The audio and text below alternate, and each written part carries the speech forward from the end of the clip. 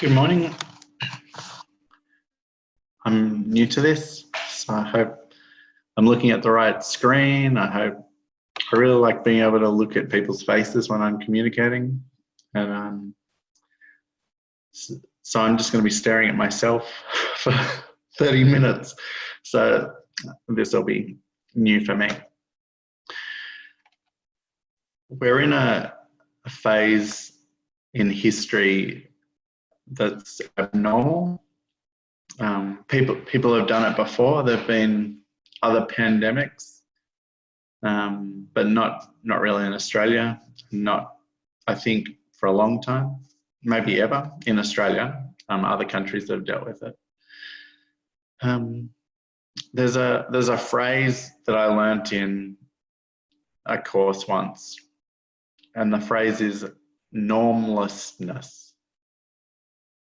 Another way of saying it would be anomie, which is just a phrase somebody dreamed up, but normlessness of a complete lack of what's normal.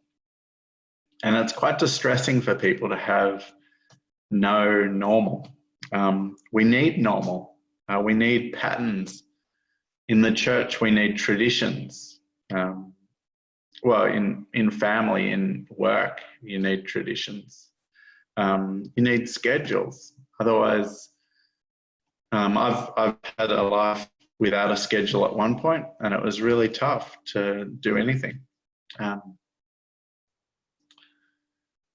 And so we need normal, and we don't have it.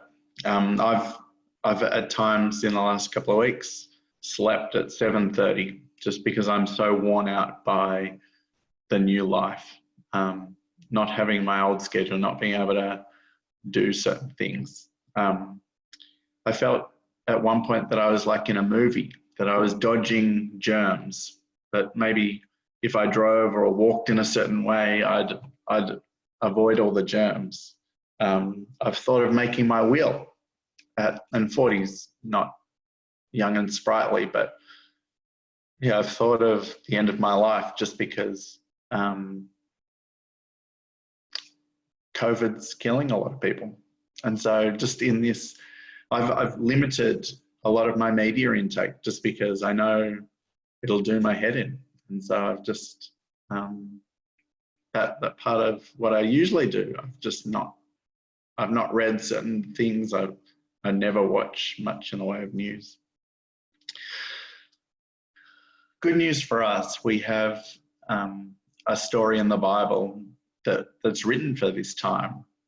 There's a guy called Elijah who his life was going along perfectly. He had one of the best days that a prophet can have.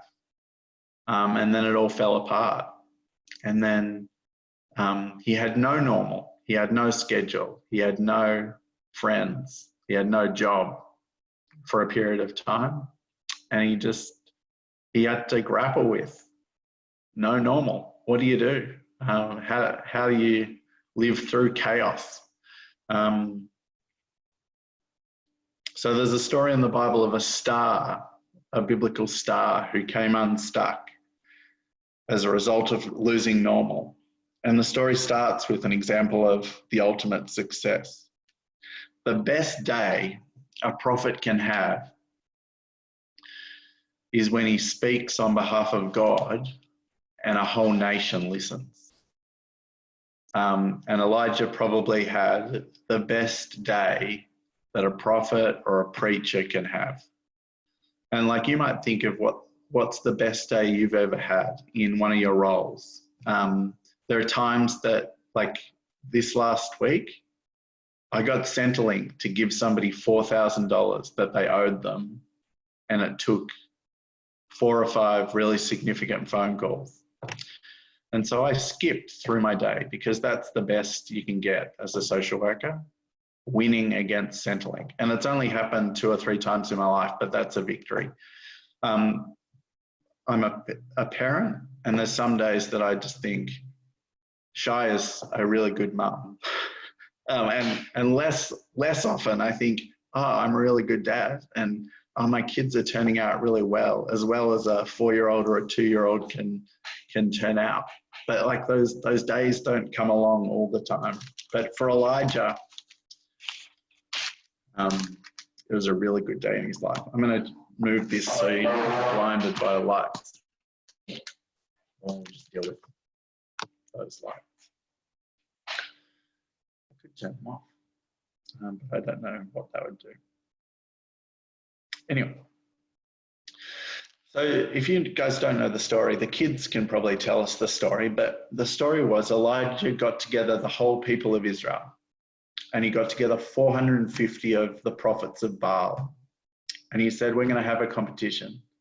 We're going to have a competition to see which of our gods is legitimate. And I want you to go first. And so 450 prophets, you come up with some evidence that your God exists. We're going to have an altar. You get your God to set this on fire, and we'll all worship Baal. And I'm not sure whether Elijah thought that it was possible that Baal answered, because God doesn't say, well, I guess he does say there are no gods, but there are magicians that in Exodus were able to do magic on behalf of the Egyptian gods. So there is a spirituality out there that God tells us to steer clear of without saying it doesn't exist. But anyway, Elijah just set this challenge. Come on, show us some evidence of God. And so the priests, they cut themselves. They prayed. They called out to Baal. They slashed themselves until it said they bled all over themselves. And whenever you're looking for why God doesn't like certain other gods, you look at the actions of their people. Like a lot of idolatry is based in hypersexuality, executing the weak, or in this case, self-sabotage, hacking or slashing your wrists to try and get the attention of a god. One of the beautiful things about faith in our God is that it's not self-diminishing.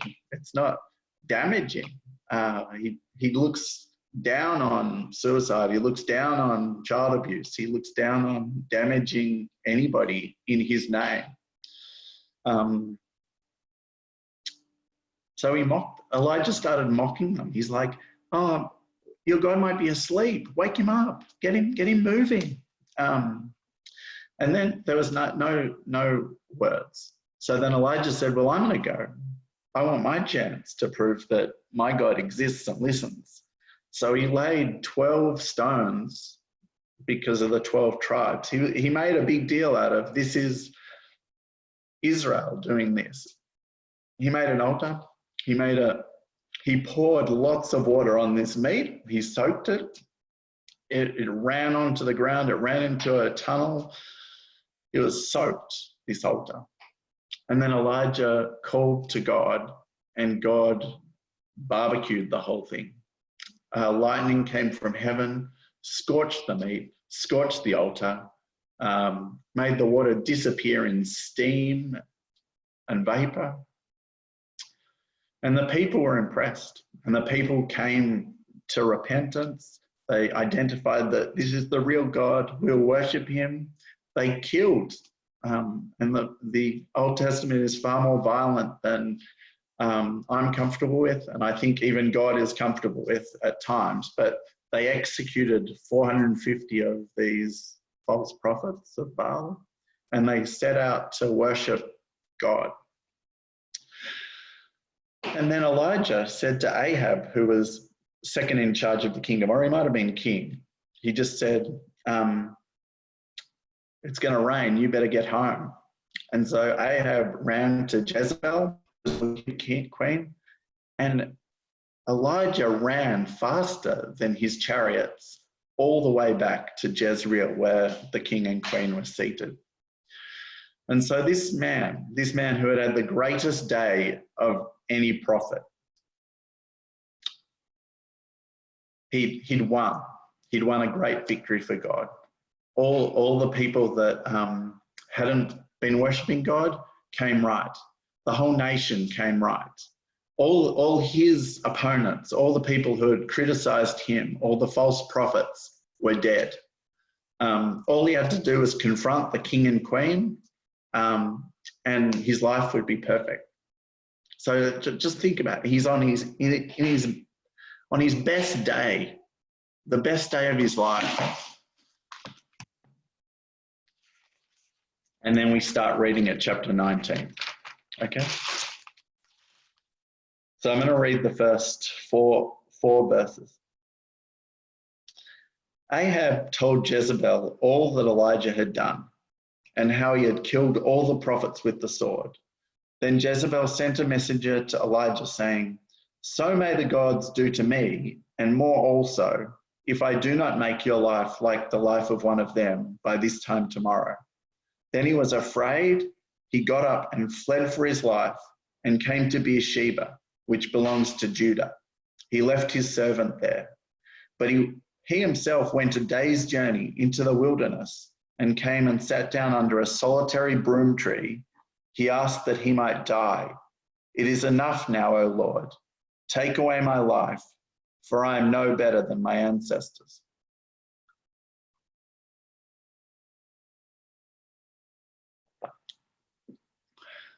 So do you see the connection between COVID, what we're going through at the moment, and Elijah? And if you can't, I'll just explain where I see it. Life is normal. Life goes along as normal. And then terror strikes. And in this case, it was the queen. And she just said to Elijah, you may have proved that your God exists, and you may have destroyed all my prophets, but I'm going to kill you tomorrow if my name's not Jezebel, unless my name's not Jezebel. And this terrified Elijah because he'd done the right thing. He'd done everything that God had asked him to do. He'd won. He'd been the perfect prophet, and yet this woman was trying to kill him. And we're scared. We do things differently. We wash our hands more often. We wash our hands more thoroughly. We avoid people. People are avoiding newborn grandchildren. My parents haven't touched their grandchild of 2 weeks ago. People are missing out on funerals and having virtual funerals, and people are being careful and taking it seriously because we're scared. We're also despairing. There are some people whose lives have been completely ruined by having no money, by having no job, who don't think they'll get their jobs back. I think there are 3 people who don't care about the virus. There's one, the young and fit. So the people who hang out at the beach because, if I get it, I'll just live. The ill-informed and stupid, people who don't know about the virus and so don't really care about it. And there's probably a lot of them, maybe not as many in Australia, but around the world. The third type of person who doesn't care about the virus is the despairing, the person who thinks, well, my life's terrible as it is. So if I die, if I get coronavirus, what's the worst that can happen? I get out of this terrible life. And this is Elijah. Like, this is a hero of the Bible, a hero of, he's one of the people that Jesus talked about as the hero of the Bible. And he's suicidal. He's sitting under a broom tree by himself, a day's walk from anyone, wanting to die, just thinking, I've done all that I can and I'm still a failure.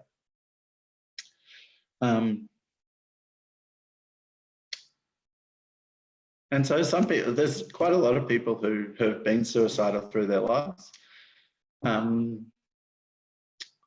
There's a female interviewer called Nerily Meadows. She's interviewing a lot of sportsmen, and she's finding a lot of these sportsmen have significant suicide thoughts in their lives. Like, people who are these epitomes of success. And I'm not sure anybody who's listening to me has been there, but like, there's a lot of despair in people's lives. And so this is sort of comforting that if a hero of the faith, the day after the best day of his life can be suicidal, there's hope for a lot of people, especially because we haven't read the rest of it, but there's a better ending than this. Like, this is just the lead up to what I want to talk about today. So most people who preach want you to have some tips on living, okay? And so I think Elijah gives us, or God through Elijah gives us tips on how to get through coronavirus, or tips on how to get through despair or fear or feeling like you have no purpose or direction, or even if you're starting something new, how do you get through it? And so I want to read the next part of 1 Kings. 1 Kings 19, verse 5. Then he lay down under the broom tree and fell asleep. Suddenly an angel touched him and said to him, "Get up and eat." He looked, and there at his head was a cake baked on hot stones and a jar of water. He ate and drank and lay down again. The angel of the Lord came a second time, touched him, and said, "Get up and eat, otherwise the journey will be too much for you." He got up and ate and drank.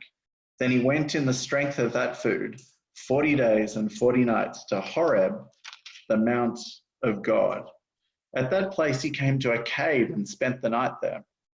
Then the word of the Lord came to him, saying, "What are you doing here, Elijah?" He answered, "I have been very zealous for the Lord, the God of hosts. For the Israelites have forsaken your covenant, thrown down your altars, and killed your prophets with the sword. I alone am left, and they are seeking my life to take it away." He said, "Go out and stand on the mountain before the Lord, for the Lord is about to pass by." Now there was a great wind, and I don't know whether you've read this before, but this is gold. Now there was a great wind so strong that it was splitting mountains and breaking rocks in pieces before the Lord, but the Lord was not in the wind. And after the wind, an earthquake, but the Lord was not in the earthquake. And after the earthquake, a fire, but the Lord was not in the fire. And after the fire, a sound of sheer silence.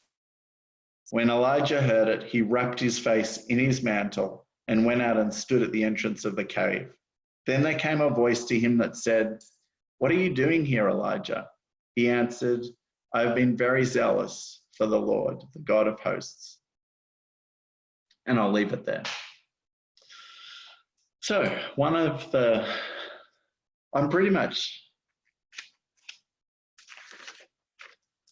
I think there's about 5 important things that we need to do to get through a crisis, or get through coronavirus, or if you're a prophet that has run away from a queen who's trying to kill you and you're under a broom tree wanting to kill yourself. These are the tips, okay? Firstly, he fell asleep. What a great thing to do. Have you ever heard a sermon that just says you really need to sleep? Because this is it. God says, in a crisis, sleep. Have you ever thought of sleep as spiritual? Have you ever thought of play or recreation as spiritual? It is. There's vast Christian traditions in the fasting and the Sabbath and the taking a break, that spirituality is linked heavily to sleep. Sleep tells God that when I'm asleep, I trust you to keep the world running and keep me alive. Sleep just says, I've done enough. Elijah's run vast distances. And after his second nap, like he has 2 naps in this session, which means that during a crisis, nap as much as you want. After his second nap, he walks 40 days and 40 nights. So like he's doing a lot of exercise, and you've just got to take breaks. You can't, we're expending at the moment, we're expending a lot of anxiety, like energy on anxiety, learning new things. Like I'm learning to preach on Skype right now. I'm feeling nervous at times. We need to rest. We need to sleep. Sleep is God ordained.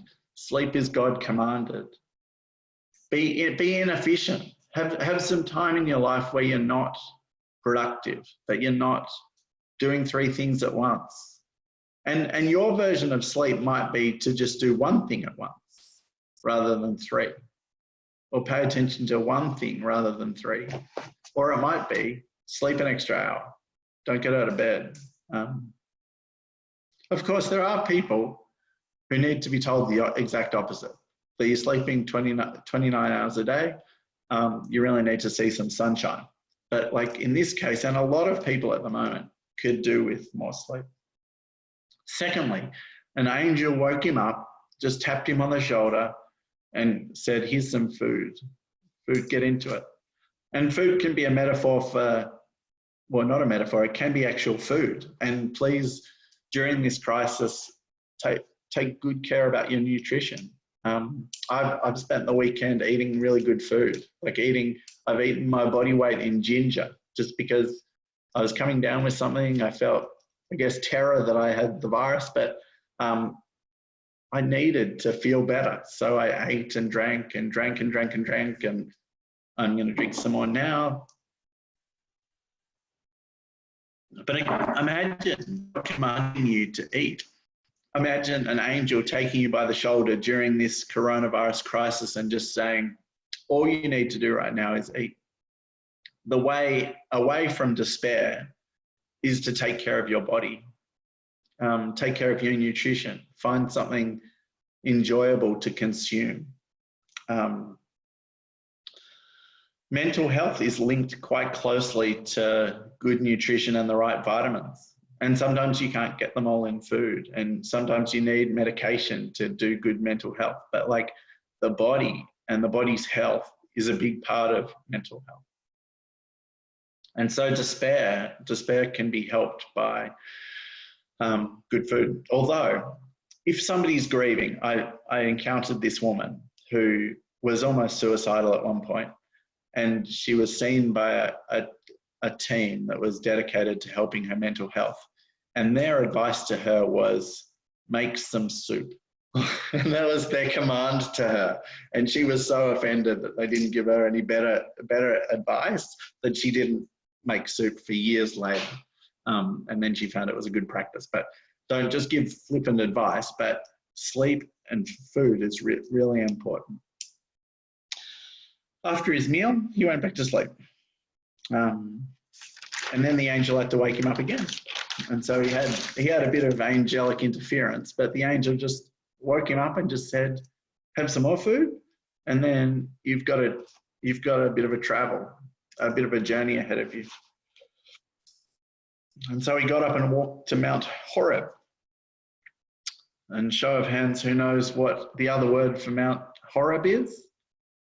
Mount Sinai.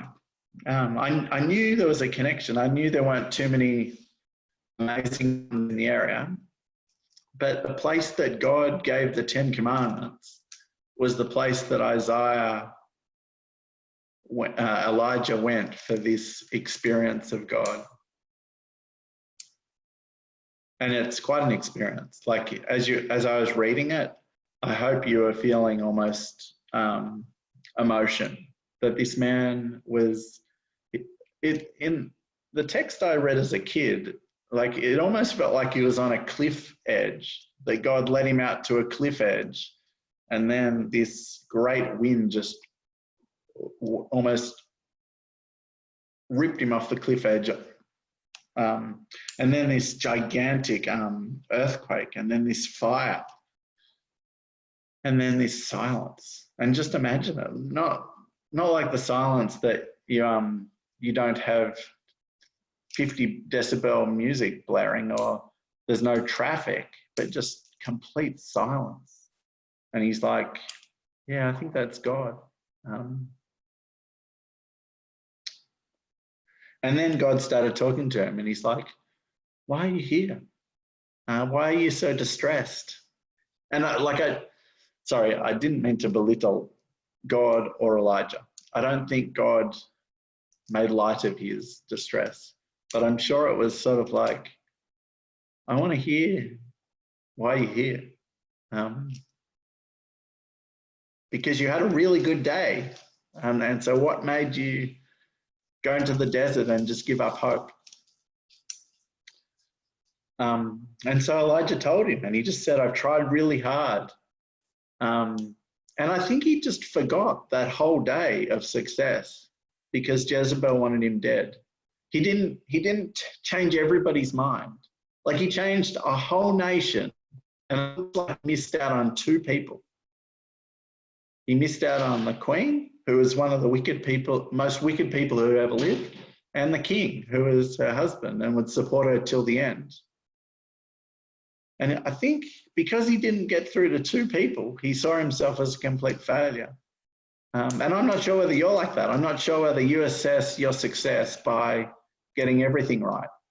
Like, I know we assess whether we're a good parent by our kids are always happy, rather than our kids are mostly happy and good kids, or we do a really good job, but we have a bad day here and there, or we yell at them occasionally.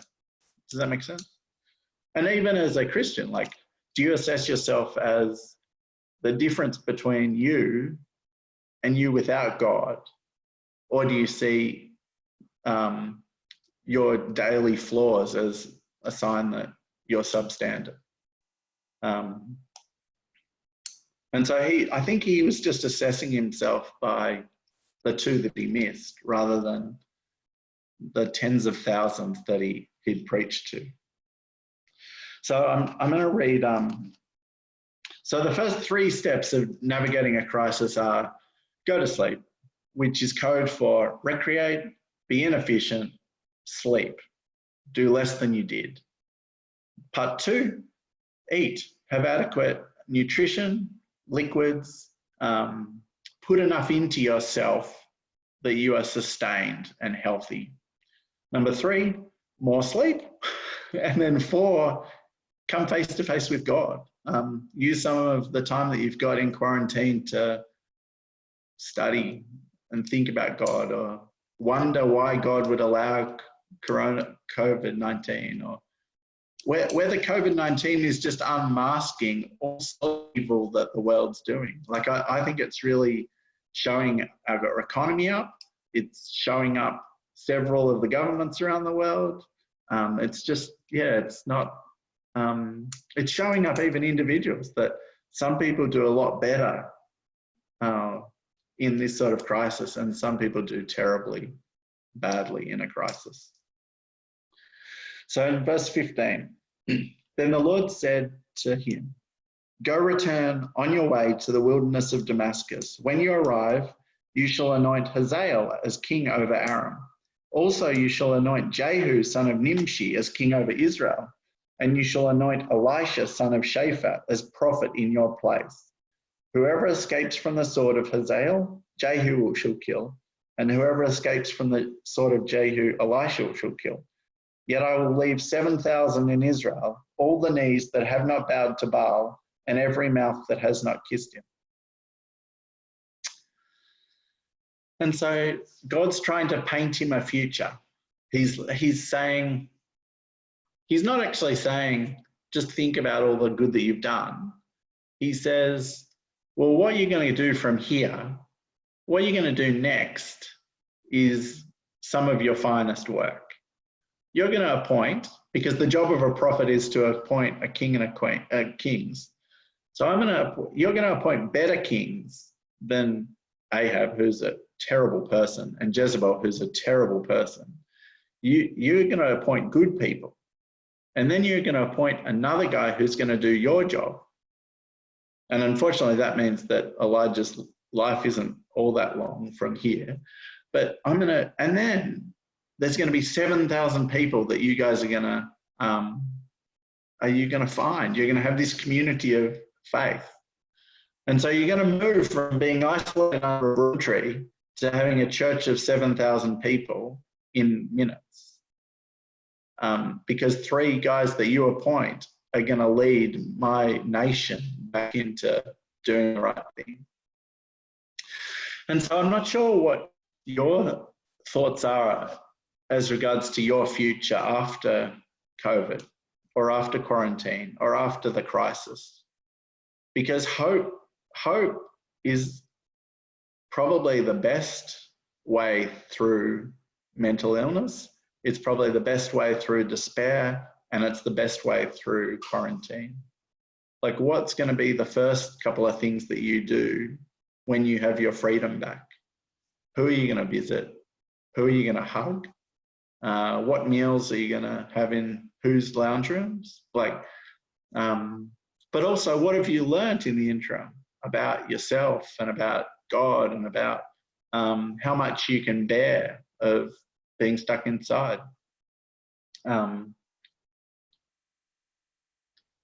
So Elijah went on to meet these 3 people, appoint them. He went on to be a hero of the faith, and he's not known as suicidal Elijah. He's not known as the despairing prophet. Jeremiah is known as the despairing prophet, but Elijah's not known for this chapter because it was 24 hours, 48 hours maybe. Oh, well, and the 40 days and 40 nights of walking. But like it was a short season in his life. And COVID's a short season in our life. We're only 6 weeks in, I think. We may be 6 to 12 weeks until we're finished. So in closing, I just want to get back to, it's just the basics. We're in an abnormal time. We've lost the structure, we've lost the traditions, we've lost our ability to just have tea and cake after church. And so we sort of start new things. We start sleeping. We start eating and taking care of our good nutrition, or continue doing it. We find ways to interact with God, and we come up with plans for after this. And they're all the ways that God wants healthy people to navigate a crisis. Yeah, thanks for listening.